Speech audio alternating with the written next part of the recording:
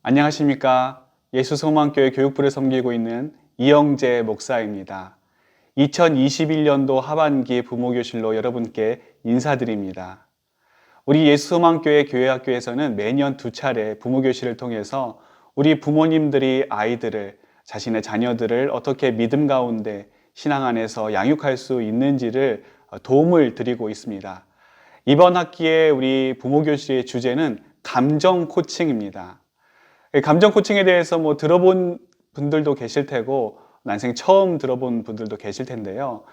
이번 시간과 그리고 다음 시간을 통해서 이 감정 코칭이 무엇인지 좀 알아보고 이 감정 코칭을 통해서 우리 아이들이 어떻게 신앙의 자녀로서 자라날 수 있는지를 돌아보는 그런 시간을 갖도록 하겠습니다.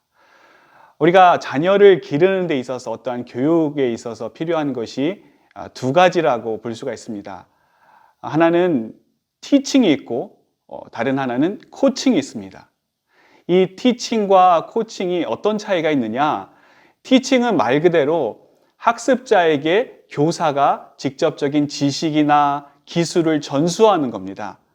일반적인 학교 교육이 이 티칭으로 이루어져 있지요.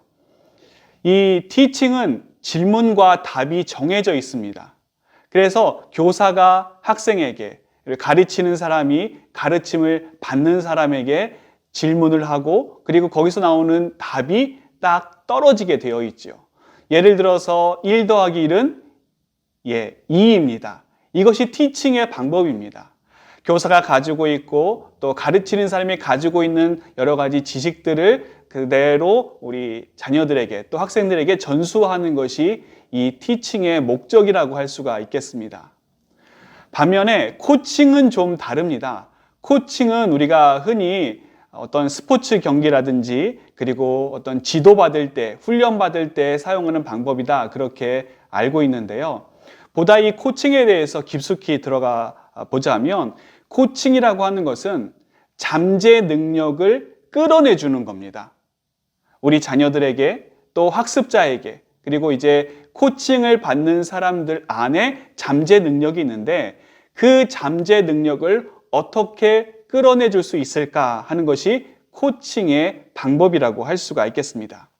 그렇기 때문에 이 코칭은 가르치는 사람에게 초점이 있는 것이 아니라 가르침을 받는 사람에게 초점이 맞춰져 있습니다. 상대방에게, 가르침을 받는 사람들에게 이 가능성이 있다라고 보는 것이죠. 어떤 가능성인가 하면 이 가르침을 받는 사람 안에, 내면에 이 문제를 해결할 수 있는 그런 가능성이 있음을 보는 것입니다. 또 이 코칭은 현재 상태에서 원하는 상태로 나아가게 인도하는 기법이라고 볼 수가 있겠습니다. 지금 상태에 이런 문제가 있고 또 해결해야 될 이런 어려움들이 있습니다.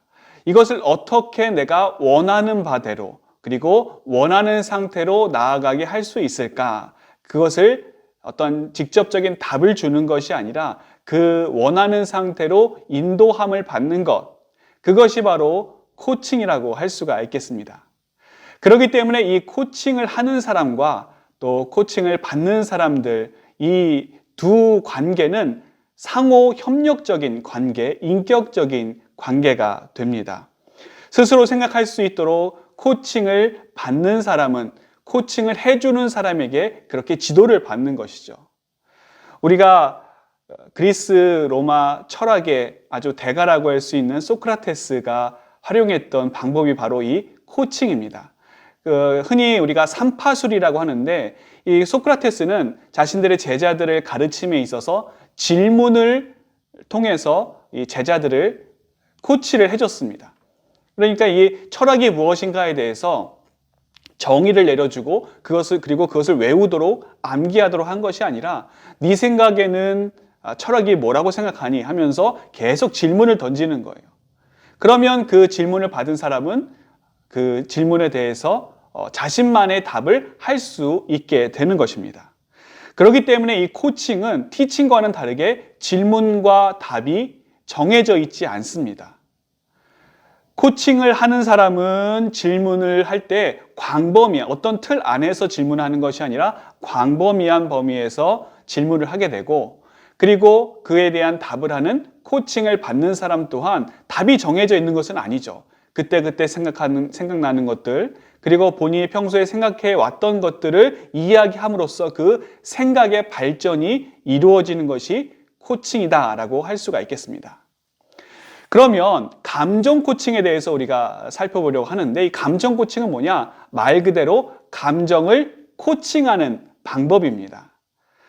사전적인 의미로는 아이가 자신의 감정을 알아차리고 스스로 바람직한 행동을 할 수 있도록 이끌어주는 방법이라고 할 수가 있습니다. 좀 더 쉽게 말해서 아이의 감정을 읽어주는 방법, 또는 어떤 분은 이렇게 표현을 하더라고요. 아이를 사랑하는 기술이다. 저는 이 표현이 참 마음에 듭니다. 아이를 사랑하는 기술. 예전에 부모님의 역할은 어땠습니까? 단편적인 것이 많았습니다. 아이들에게 밥을 잘 해주고, 그리고 뭐 잘 입혀주고, 잘 먹여주고, 또 학교에 잘 보내고, 그러면 부모님으로서의 역할을 다 하는 것이라고 생각을 했습니다. 나머지는 아이들 스스로가 자기들이 알아서 커 나갔죠. 그런데 요즘은 어떻습니까? 요즘은 하나부터 열까지 다 부모님들이 해줍니다. 아이들이 먹는 것, 또 학교 가는 것, 학원 가는 것, 모든 스케줄을 다 부모님이 관리를 하고 그대로 아이들을 이제 양육을 하죠. 그렇게 사랑을 많이 주는데, 그런데 끝이 없이 그렇게 사랑을 주음에도 불구하고 우리 아이들의 행복 지수는 OECD 평균으로 따지면 굉장히 낮은 수치를 기록하고 있습니다. 아니, 부모님의 입장에서는 좀 억울할 수도 있을 것 같아요. 우리 부모님들에게 받았던 사랑보다 더 많은 사랑을 우리 자녀들에게 베풀어주고 있는데, 어떻게 이 아이들은 그런 사랑도 모르고 은혜도 모르고 이렇게 부모님의 사랑을 왜곡하고 또 토라져 할 수가 있을까? 또 부모님 입장에서 나름 서운한 부분도 있을 수 있을 거라 생각이 됩니다. 그런데 여러분, 아이들이 그런 마음을 느끼는 것은 우리 아이들을 부모님이 사랑하지 않아서가 아니라 사랑하는 방식이 잘못됐기 때문입니다. 우리는 어떻게 보면 좀 일방적인 경우가 있죠. 우리 아이들의 맞춤에 따라서 맞춰서 맞춤 사랑을 하는 것이 아니라 어떤 내 기분, 또 내가 가지고 있는 신념, 또 내가 교육받았던 것들, 그런 어떤 습관들에 의해서 아이들을 가르치고 또 양육하고 그들을 사랑하는 것도 그런 식으로 사랑을 하는 경우를 볼 수가 있습니다. 근데 아이들의 입장에서는 다르죠. 그리고 지금 2021년을 살아가는 아이들은 우리 때와는 또 이전 세대와는 전혀 다른 세상을 살고 있는데, 예전의 교육 방식으로 아이들을 사랑하고 아이들을 교육한다고 한다면 그것은 시대에 맞지 않는 것이라고 할 수가 있겠습니다. 이러한 잘못된 방식으로 아이들을 양육하게 되면 점점 시간이 가면 갈수록 어떻게 되는가? 아이들은 마음의 문을 닫고 맙니다. 그래서 부모님들은 나름대로 아이들을 최대한 사랑해줬다, 나의 모든 사랑을 다 우리 아이들에게 쏟아부어줬다 이야기를 하지만 아이들은 그렇게 생각하지 않는 거예요. 점점 말수가 줄어들게 되고요, 엄마 아빠와 대화하는 시간이 줄어들게 되고 나중에 커서는 이제 좀 거리를 두는 그런 안타까운 일들이 일어나게 되는 것입니다. 감정 코칭의 창시자라고 할 수 있는 존 가트맨 박사님은 이렇게 이야기를 했습니다. 부모 역할은 사랑만으로는 부족하다. 사랑하는 방법을 배워야 한다. 그렇죠. 우리는 사랑의 감정은 가지고 있습니다. 그리고 아이들을 얼마나 사랑하는지 그것을 우리 스스로 아이들에게 보여준다라고 이야기를 하지만 방법이 잘못된 거예요. 우리는 사랑하는 방법, 아이들의 입장에서 내가 사랑받고 있구나, 우리 엄마 아빠가 나를 사랑하고 있구나라고 하는 것을 알아챌 수 있는, 그들이 알아챌 수 있는 그런 사랑의 방법을 우리가 배워야 한다라고 하는 것입니다. 그것이 지금 우리 부모님들이 해야 될 중요한 역할이라고 할 수가 있겠죠. 감정을 다루는 부모의 역할을 보니까 크게 두 가지로 나눌 수가 있습니다. 하나는 감정 일축형입니다. 감정 일축형. 이 감정 일축형은 또 세 가지로 분류를 할 수 있는데요. 예를 들어서 우리 자녀들이 밖에서 친구와 싸우고 울면서 들어왔어요. 그러면 여러분은 어떻게 그 자녀들을 대하십니까? 한번 생각해 보세요. 내 사랑하는 자녀가 밖에서 친구들과 싸우고 들어왔어요. 그런데 이 부모님들이 이 아이들을 어떻게 반응하고 그의 감정을 어떻게 읽어주느냐에 따라서 이 아이가 감정 코칭을 받는 아이인지 아닌지가 구분된다라고 하는 것입니다. 감정 일축형의 첫 번째는 억압형입니다. 감정을 억압하는 거예요. 그래서 이런 부모님들은 그렇게 자녀들이 울고 들어오면 어떻게 반응을 하느냐? 시끄러! 울지 마! 왜 울어? 뭘 잘했다고 울어? 이렇게 반응을 하는 거예요. 감정을 억압하는 겁니다. 지금 아이는 친구들하고 싸워서 속도 상하고 또 뭐 아프기도 하고 뭐 여러 가지로 속상한데 거기에다 대고 이 감정이 마음껏 표출되지 못하도록 억압을 하는 거죠. 그러면 아이가 어떤 느낌을 받게 되는가? 부정적인 감정을 갖게 됩니다. 그래서 우리 부모님은 나를 사랑하지 않는구나.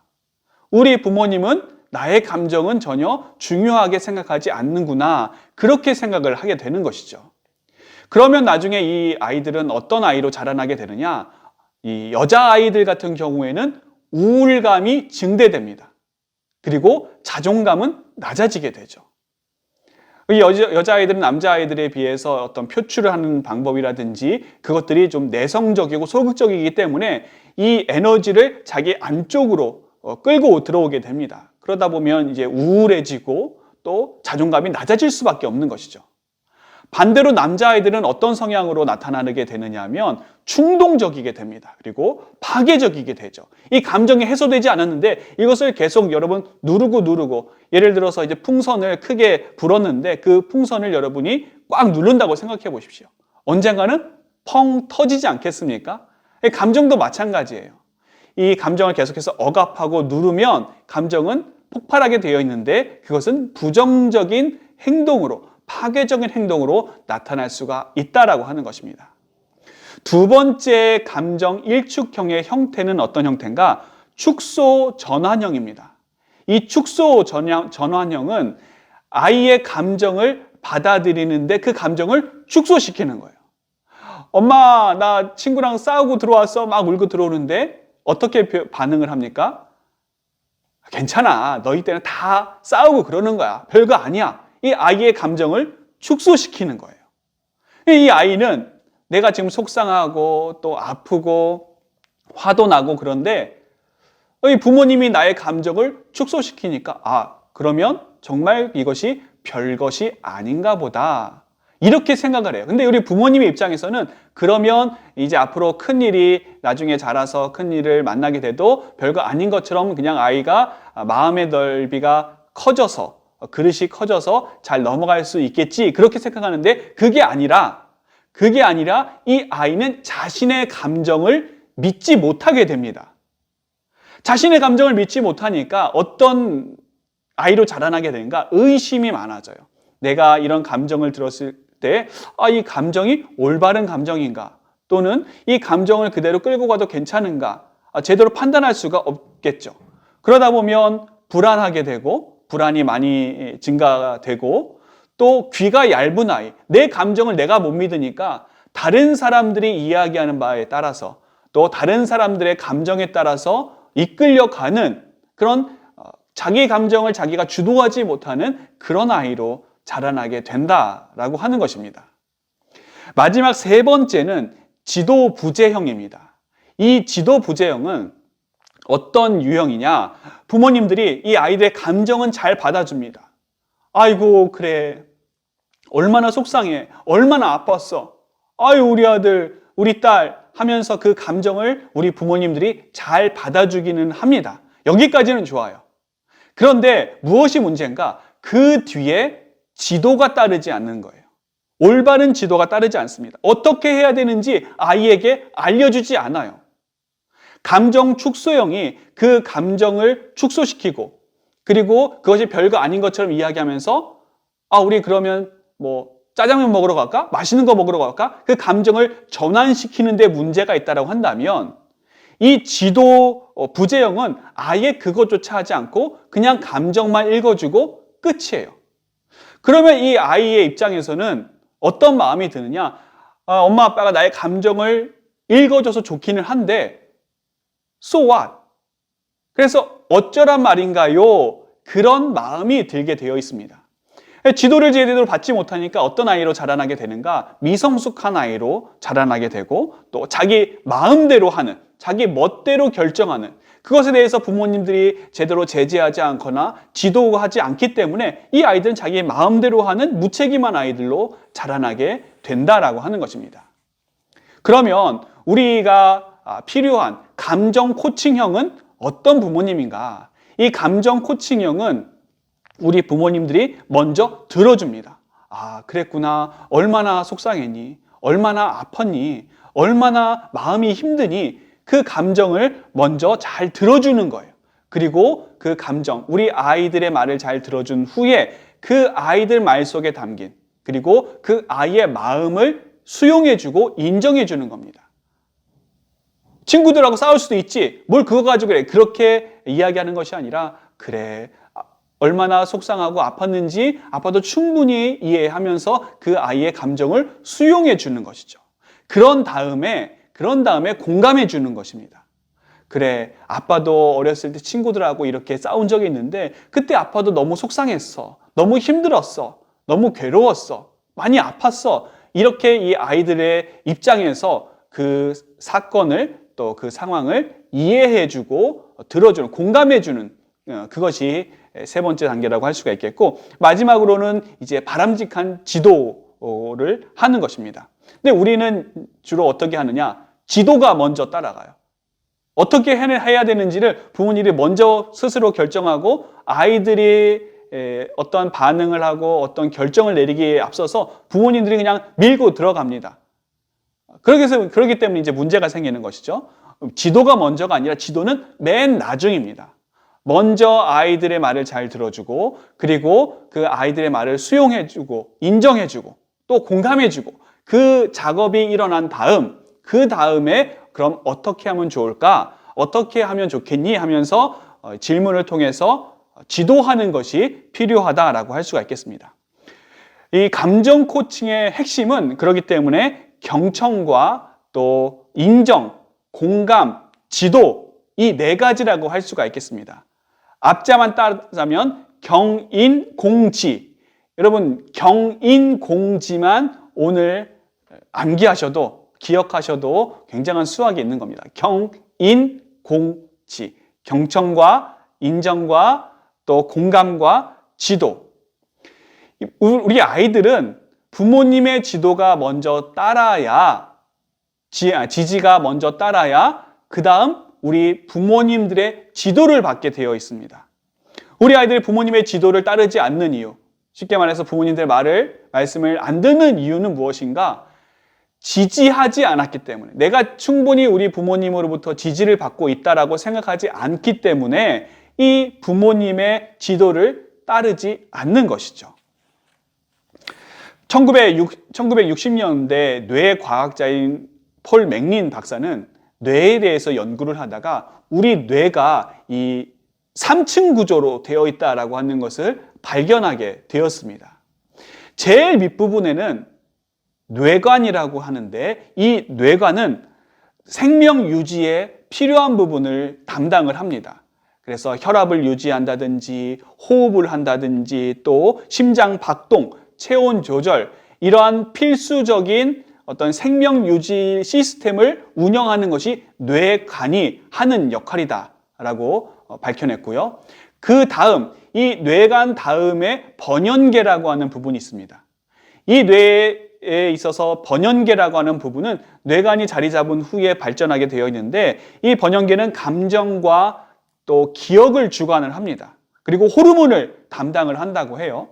그래서 우리가 어떠한 기쁨이라든지 슬픔, 또 즐거움, 고통 이런 것들을 느낄 수 있는 것은 번연계가 담당을 하게 되어 있습니다. 그리고 어떤 인간의 욕구 같은 것, 수면욕, 또 식욕 이런 욕구, 기본적인 욕구들도 번연계라고 하는 뇌의 부분에서 담당을 하고 있습니다. 근데 이 뇌관하고 번연계는 어렸을 때, 우리 아이들이 어렸을 때부터 이미 어느 정도 자리를 잡게 되어 있습니다. 맨 마지막에 자리를 잡는 제3층에 있는 그 구조가 무엇인가 하면 대뇌피질이라고 하는 거예요. 이 대뇌피질은 이마의 3분의 1 정도가 우리가 또 많이 들어보셨을 것입니다. 전두엽 많이 들어보셨죠? 이 전두엽이 차지하고 있는데 이 전두엽이 담당하고 있는 것이 무엇인가? 이성적인 사고, 합리적인 사고를 이 전두엽이 담당을 하고 있습니다. 그리고 감정과 충동을 조절을 하고 우선순위를 결정하는 데 있어서 이 전두엽이 그것을 담당하고 있다라고 하는 것입니다. 그렇기 때문에 이 전두엽이 여러분 중요한데요. 이 전두엽의 발달 과정을 보면 초등학교 4학년에서부터 5학년 시기 정도가 되면 어떤 가완성이 됩니다. 완전히 완성되는 것이 아니라 다른 뇌관이라든지 번연계는 그 전에 이미 완성이 되는데 이 전두엽은 초등학교 4학년에서 5학년 그 시기에 뒤늦게 가완성이 되는 거예요. 그리고 그 이후부터 대대적인 리모델링을 하게 되는데 남자 같은 경우에는 평균 30세, 그리고 여성 같은 경우에는 평균 25에서 26, 그 정도가 되면 이 전두엽의 기능이 완성된다고 합니다. 그렇기 때문에 여러분 사춘기 기간 동안 이 리모델링, 뇌의 그 전두엽에서 굉장히 많은 리모델링이 일어나게 되는데 그래서 이 시기가 사실 힘든 시기예요, 우리 아이들. 그래서 예전에는 우리가 배울 때 질풍노도의 시기다. 그렇게 배우고 요즘 중2병이다. 외계인이다. 그렇게 이야기를 하고 있지 않습니까? 이 아이들의 뇌가 굉장히 발달하고 그런 합리적인 사고, 또 이성적인 사고가 발달하는 시기가 이때다라고 할 수가 있겠습니다. 그렇기 때문에 사실 그 앞에 뇌관이나 번연계가 다 자리 잡고 난 뒤에 나중에 발달되는 이 전두엽은 남자면 30세, 여자면 25에서 24, 5, 6, 이 정도가 되면 완성이 된다고 하는데 사실 철든다라고 우리가 표현하지 않습니까? 그 철은 어떤 때 드느냐? 이 전두엽의 기능이 완성될 때에 그때서야 비로소 철든다라고 할 수가 있겠습니다.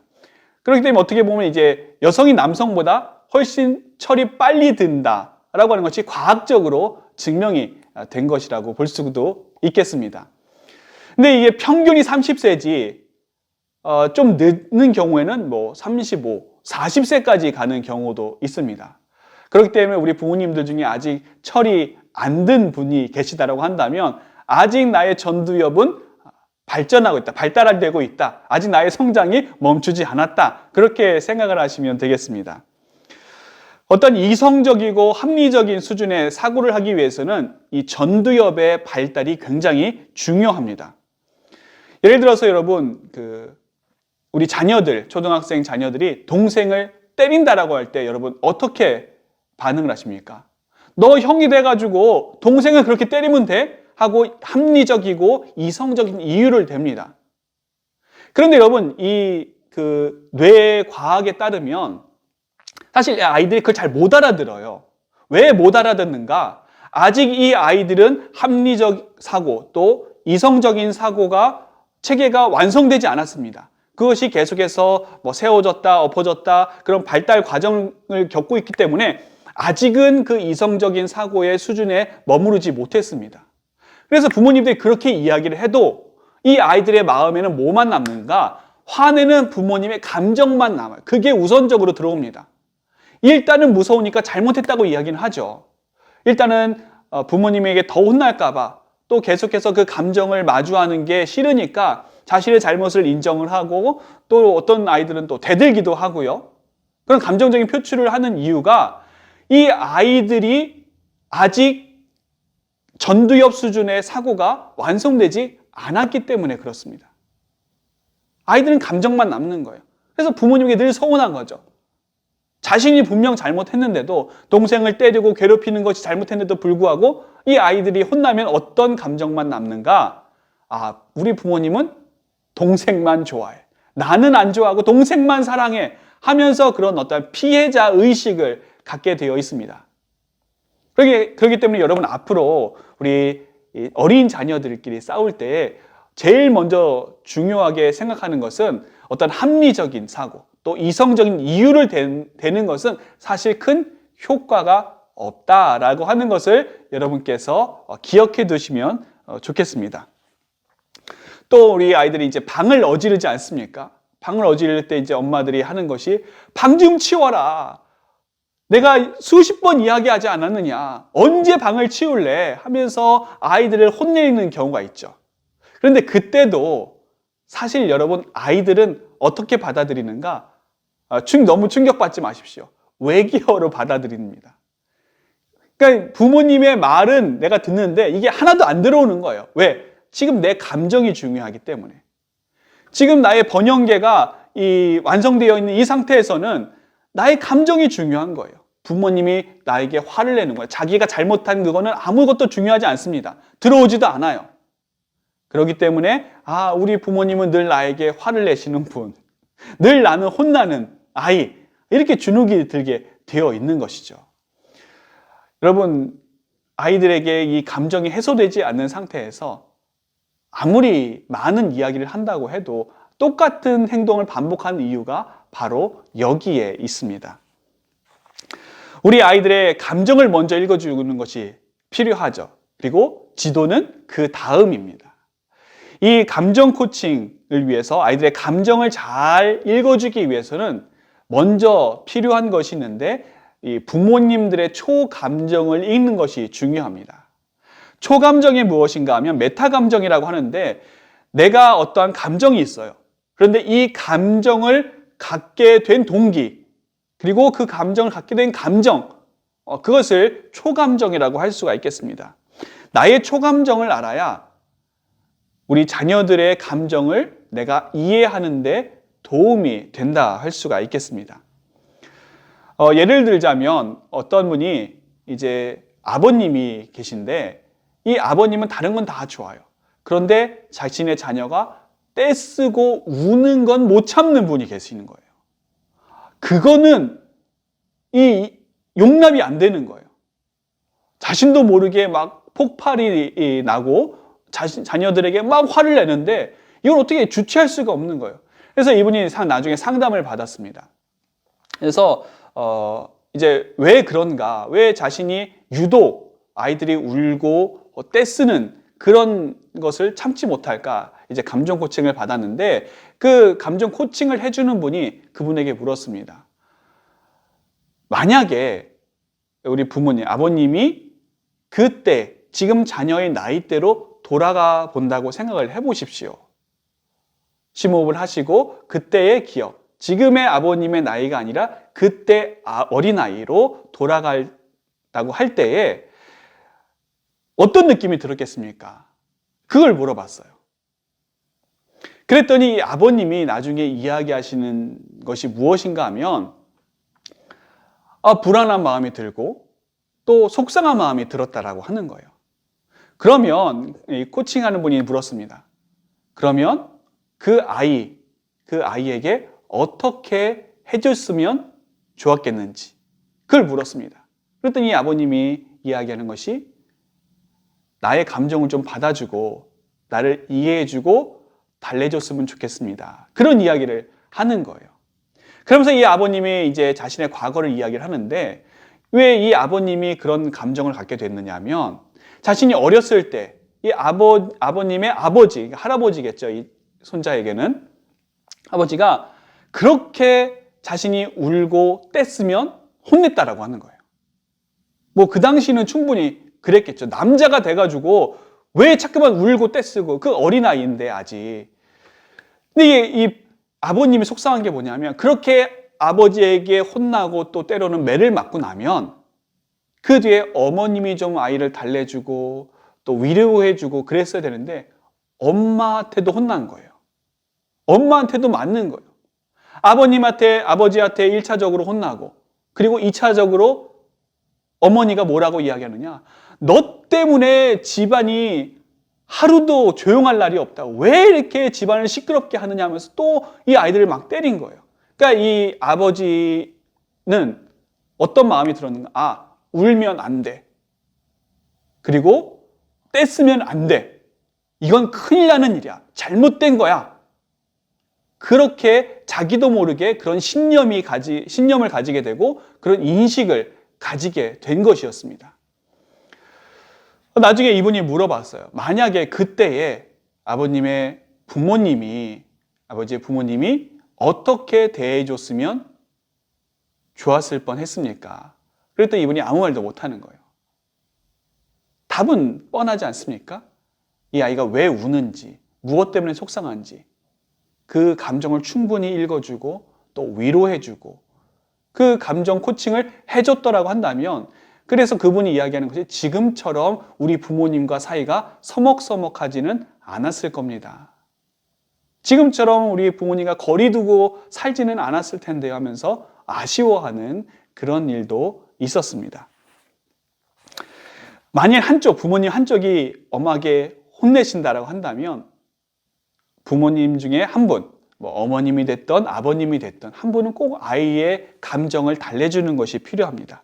이때 달래주는 것은 무조건 아이 편의 입장에서 달래주는 것이 아니라 그의 감정을 읽어주는 거예요. 우리가 흔히 아이가 지나가다 넘어졌어요. 막 웁니다.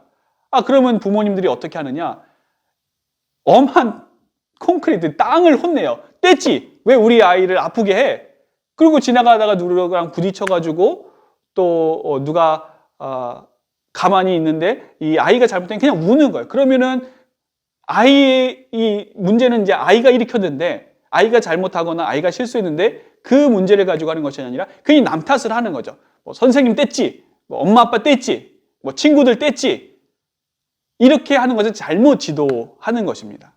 그러니까 이게 먼저 아이의 감정을 잘 읽어주고 그런 다음에 바른 지도로 인도해 가는 것이 필요하겠다라고 할 수가 있겠습니다. 그러면 목사님, 저는 감정 코칭에 대해서 아직 잘 모르겠고 또 이 감정 코칭이 아직 익숙하지 않은데 임시 방편으로 할 수 있는 것이 있을까요? 여러분에게 제가 임시 방편으로 할 수 있는, 이제 감정 코칭 오늘을 시작으로 또 다음 주에는 우리 목사님들 부서의 전도사님들이 우리 부모님들께 각 부서별로 각 나이대별로 어떻게 감정 코칭을 하는지 보다 실제적인 말씀을 드리도록 하겠습니다. 근데 아직은 좀 부족한데 임시 방편적으로 할 수 있는 방법이 뭐가 있을까요? 하는 분들이 있으실까 봐 제가 2가지 방법을 알려드리도록 하겠습니다. 첫 번째는 무엇인가? 첫 번째는 너무 이 감정 코칭에 대해서 완벽하게 하려고 할 필요가 없다라고 하는 것입니다. 이 존 가트맨 박사님은 뭐라고 이야기하느냐? 우리가 10번 중에 10번 다 감정 코칭을 하면 좋지만 실제적으로 그럴 수 없습니다. 부모님도 사람이고 또 순간순간적으로 벌어지는 일들이 많기 때문에 10번 중에 10번 다 할 수 없습니다. 10번 중에 3번이나 4번 정도만 해도 굉장히 큰 효과를 거둘 수 있다, 이렇게 이야기를 해요. 감정 코칭을 전혀 안 한 부모님들은 1번이나 2번 정도 감정 코칭을 해도 이 아이들이 우리 부모님이 좀 뭔가 다르구나라고 하는 것을 확실하게 느끼게 됩니다. 그리고 3번이나 4번 정도 하게 되면 어느 정도 우리 아이들이 감정적으로 안정감을 찾게 되는 거예요. 2번째는 무엇이냐면, 이 2번째는 약간 응급처치라고 할 수가 있는데요. 나의 감정이 막 올라와요. 부모님의 감정이 막 화가 나고 혼내야 되고 막 폭발할 그런 정도로 가게 되면 그때 해야 될 응급처치가 있는데, 그것이 뭐냐면 심장호흡을 하는 겁니다. 이 심장호흡은 여러분 다른 데서도 많이 들어보셨을 텐데 10초에서 15초, 많이도 안 걸립니다. 10초에서 15초 정도를 깊게 심호흡을 하는 겁니다. 왜 10초에서 15초 정도가 되느냐? 이 10초에서 15초 정도 심호흡을 하게 되면 심장 박동수가 안정감을 찾게 됩니다. 우리가 아무래도 흥분하게 되고 또 열받게 되고 어떤 분들은 뚜껑이 열린다고 하는데, 그렇게 되면 심장 박동수가 빨라지게 되거든요. 그러면 나도 모르게 나의 감정이 확 하고 표출될 수가 있습니다. 근데 이걸 억제하는 거죠. 화가 나더라도 10초에서 15초 정도만 참으시고 심호흡을 깊게 하시면 나의 심장 박동수가 잦아들면서 무엇을 할 수 있는가? 나의 감정을 내가 컨트롤할 수가 있습니다. 감정을 완전히 없앨 수는 없어요. 뭐 10초에서 15초 정도 한다고 내가 막 화가 나고 열나는 이 감정이 완전히 없어지는 것은 아닙니다. 다만 이 감정을 내가 어느 정도는 컨트롤을 할 수가 있습니다. 그 컨트롤하는 것도 굉장히 큰 거죠. 그렇기 때문에 여러분 화가 나거나 그러실 때 특히 이제 아버님들 같은 경우 또 어떠한 그 체질상 좀 화가 많으신 분들도 있지 않습니까? 그런 분들은 이 심장 호흡을 통해서 자신의 심장 박동수를 조절하고 또 감정을 조절한다면 감정 코칭을 하는데 많은 도움이 있으리라 생각이 됩니다. 오늘 여러분이 감정 코칭에 대해서 아주 개론적인 부분입니다. 뭐 전문적인 것도 아니고 어떻게 보면은 좀 가장 초보적인 수준으로 여러분께 말씀을 드렸는데요. 감정 코칭을 여러분 시작함에 있어서 우리 중요한 것은 이 감정 코칭이 우리 아이들을 사랑으로 양육하는 아주 좋은 방법이다라고 하는 것이고, 우리 예수소망교회 모든 아이들이 우리 부모님들의 이 사랑을 좀 알았으면 좋겠고, 우리 부모님들의 사랑을 알아야 되는 중요한 이유는 부모님의 사랑을 통해서 우리 아이들이 하나님의 사랑을 경험할 수 있기 때문입니다. 오늘 이 개론적인 부분을 시작으로 이제 다음 주에 각 부서 사역자들이 좀 더 자세하게 이 감정 코칭이 무엇인지, 그리고 나이대별로 어떻게 감정 코칭을 할 수 있을지를 여러분께 말씀을 드릴 텐데요. 여러분 다음 주에도 꼭 이 부모교실에 참석해 주셔서 좋은 배움의 시간을 가졌으면 좋겠습니다. 여러분 이상으로 2학기 부모교실 감정 코칭을 마치도록 하겠습니다. 그럼 다음에 또 뵙도록 하겠습니다. 감사합니다.